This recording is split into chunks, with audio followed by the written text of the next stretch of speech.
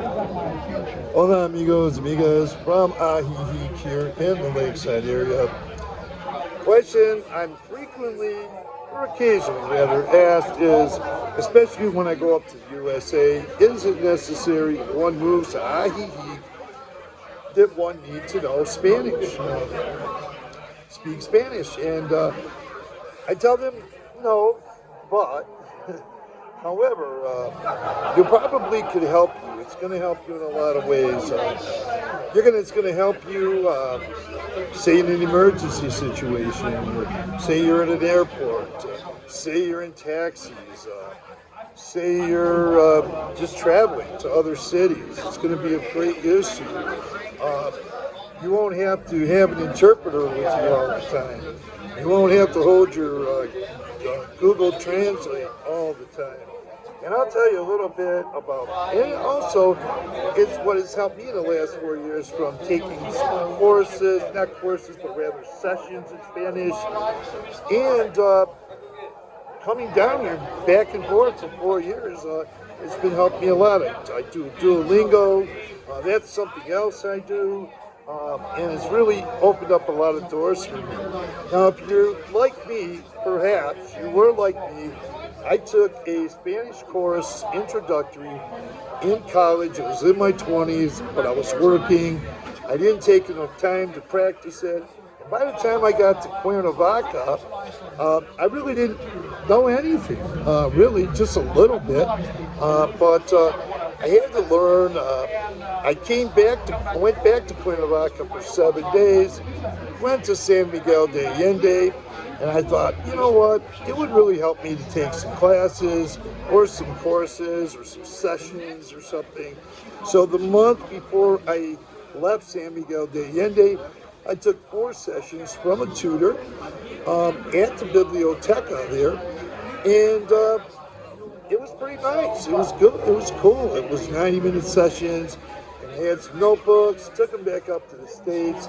6 months later, came to Ajijic. And when I came to Ajijic, I was kind of keeping the Spanish that I learned in San Miguel and a little bit in Cuernavaca. But what I was learning in San Miguel and practicing it, and with the sessions that I took, I came to Ajijic and I started enhancing it with it or using it more and practicing and practicing. And then went back up to the States. Didn't come back for 18 months because of the COVID. Flying was difficult, things like that. And I decided to stay up there. And a month before I came back to Ajijic, last September I came back, but the month before, in August, I was on Duolingo. And I did that, started doing that again a little bit, and for the month of August. And then I used to hear on YouTube videos like Tangerine Travels a few years ago. There's things like Rocket Language. I don't think they do that anymore, or they're apart, the channels split apart, but I found out that that's available to people too. My Spanish has improved. It's helped me. Learning Spanish has helped me integrate. During the last 4 years, I've been integrating into the Mexican community. And I'm integrating more and more and more. The more I come to Mexico, the more I spend time in the Mexican community, amongst the Mexican people, I learn more in addition to what I was doing with Duolingo in those 4 sessions. So it's opened up a lot of doors for me, other doors. Airport travel is nowhere near as difficult. Taxis is nowhere near as difficult. Subway rails. I go from Guadalajara. When I go there, I get on the subway rails. I go to Tlaquepaque, and I do it on my own. And a lot of stuff that I don't rely on a Spanish translator. Now, to be with me or Google Translate near as much as I did when I first got here. But do I when I read contracts? Do I sign any contracts? I'm not that far yet, and I may never be. But I bring my contracts to an attorney or an immigration officer or other people that can assist me with that, and you'll find that available here too. You know, you don't have to do it real fast.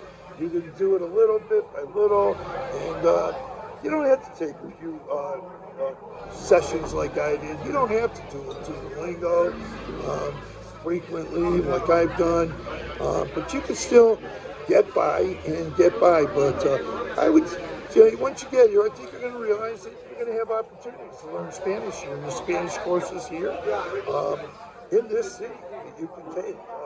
They're very reasonably priced too. You can do that too.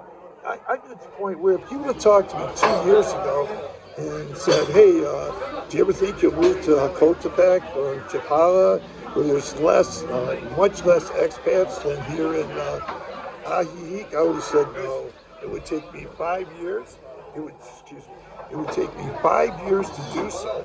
And I said, no way. But now today, just even a couple of years later, I really believe and feel confident that I could live in a place like Cotepec, where there's very little English being spoken. I can go to live in, say, Chapala and feel really comfortable now, more so than 2 years ago. And I was just talking to a guy from Oaxaca City.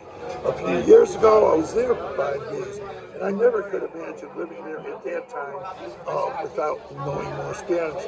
But today, I feel comfortable that if I wanted to go live in Oaxaca City, I could do so. So it's opening a lot of doors, integrating into the Mexican community and the culture, and it's a good thing to do. So it's something you might want to consider when you get down here, or if you're already down here.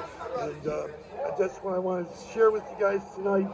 And so please tap on the word subscribe and subscribe to this channel, and or give this video a thumbs up. It'd be much appreciated. And thank you. Buenas tardes. Have a great day, and thanks for viewing.